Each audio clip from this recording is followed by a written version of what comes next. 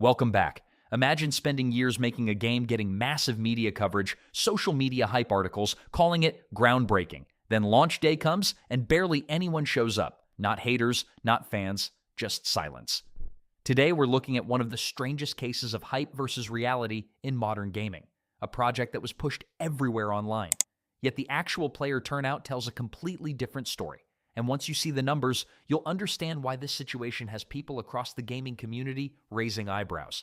If you enjoy brutally honest breakdowns of gaming industry drama, media narratives, and what players are really thinking, hit subscribe now because here we say what others won't.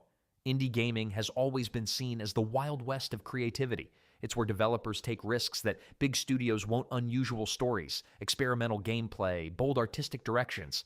And on paper, this medieval fantasy project checked all those boxes.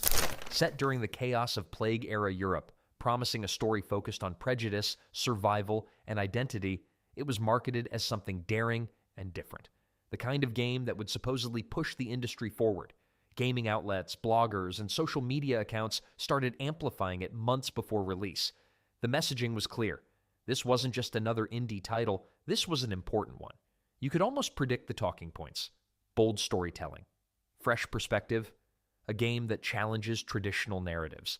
But there's a difference between journalists praising something and players actually being interested. When the demo finally dropped on Steam, this was supposed to be the moment where curiosity turned into excitement. Instead, it became a reality check. Peak player numbers barely crossed into the low hundreds. For a heavily promoted title, that's not great. To put it into perspective, even smaller indie games with minimal marketing often pull similar or higher demo engagement just from organic discovery, which raises a serious question. If the hype was real, where was everyone? Because demos are low commitment, they're free. They're the easiest way for players to test something they've heard about. And yet, the turnout suggested that the online buzz didn't translate into real-world interest. This situation perfectly illustrates how modern marketing can create the appearance of massive demand. A viral tweet here, a trending post there, influencers talking about it, articles praising it. One promotional post reportedly crossed 1 million views, a number that sounds impressive until you realize how little it matters if viewers don't actually engage beyond scrolling.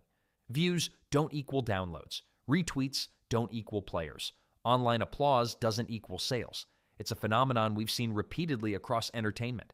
A loud digital reaction that feels huge but represents a relatively small slice of the actual audience. And when launch day arrives, the numbers tell the truth. Trailers released on major platforms pulled respectable view counts, but reactions were mixed at best. Like to dislike ratios leaned negative, and comment sections were filled with skepticism, confusion, or outright mockery. To the developers' credit, comments weren't disabled, which allowed for a raw look at how people were responding. Some viewers compared it to other upcoming medieval games that seemed to generate excitement purely through gameplay showcases rather than messaging. Others questioned whether the marketing focus had overshadowed the actual experience. Because at the end of the day, players don't stick around for slogans, they stick around for fun gameplay. Every game targets an audience that's normal, but there's always a balancing act between appealing to a specific group and maintaining broad interest. If the target becomes too narrow, you risk alienating the wider gaming community that ultimately determines commercial success. A passionate niche can generate noise online, but it may not be large enough to sustain a major release. That's the danger many studios face today, confusing visibility with viability. Just because something trends doesn't mean it has mass appeal. What makes this story fascinating isn't just the low numbers, it's the contrast between coverage and consumer behavior. Media outlets framed this project as a must-play experience before players even had access to it. But once gamers finally got a chance to try it themselves, the enthusiasm didn't match the headlines.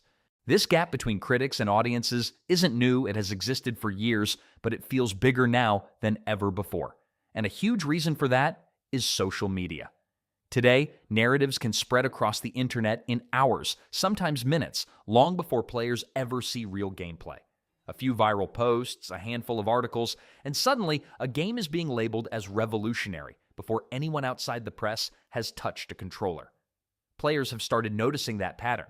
They're seeing the same talking points repeated across multiple outlets, the same phrases, the same praise. Almost like a copy-paste cycle. And when that happens, skepticism kicks in, because modern gamers are not passive anymore. They watch raw gameplay. They check player counts. They read community reactions. They wait for streamers and regular players to test things in real time. Pre-release hype doesn't hit the same way it used to, especially when audiences have been burned before by titles that looked amazing in previews but disappointed at launch. So now, instead of excitement, you often get caution. Instead of blind trust, you get let's wait and see. To be fair, demos don't always predict the future. Gaming history is full of titles that started quietly and then exploded once the full version dropped. Sometimes all it takes is one viral stream, one unexpected update, or one moment that captures attention. Word of mouth can transform everything overnight. A game that struggled initially can suddenly dominate Twitch, YouTube, and social media once players discover something genuinely fun or unique about it. So yes, it's possible the full release could change the narrative completely.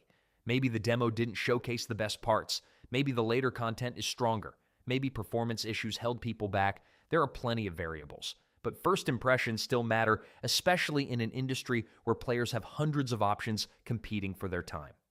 Right now, the first impression suggests that the marketing push didn't translate into real excitement among the broader gaming community. And if that doesn't shift before launch, the game risks becoming another example of something that looked massive online but struggled when it came to actual engagement. Momentum is everything in modern gaming launches. When anticipation builds steadily, communities grow, content creators jump in, and suddenly a game feels unavoidable. But when that momentum stalls, or worse, reverses it, becomes incredibly difficult to recover. Silence is dangerous, because in today's fast-moving industry, if people stop talking about your game, they move on almost instantly to the next big thing. There's always another release, another trailer, another controversy grabbing attention. If a project loses the spotlight at the wrong moment, it can disappear from the conversation before it even launches. This situation isn't just about one title, it reflects a larger shift happening across gaming. Developers, publishers, and media outlets are all learning the same lesson in real time. You can't manufacture genuine enthusiasm forever. You can create awareness, you can generate curiosity, but you can't force players to care. At some point, the audience decides what deserves attention and what doesn't. No headline can replace authentic excitement. No marketing strategy can substitute for fun gameplay. No viral campaign can guarantee long-term success. Players ultimately vote with two things: their time and their wallets. If they don't feel compelled to engage, nothing else matters. What we're seeing now is the result of a more informed and connected player base. Gamers share information instantly.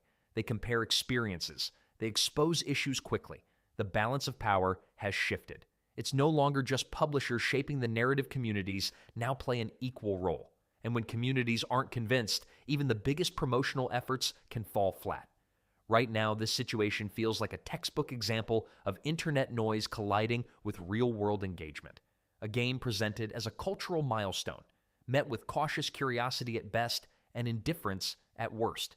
Maybe launch day will surprise everyone.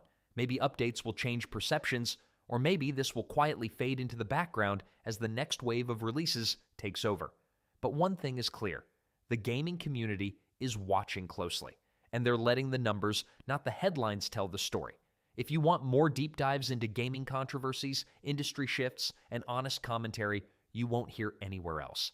Make sure you're subscribed, because the next situation unfolding in this industry might be even more unbelievable.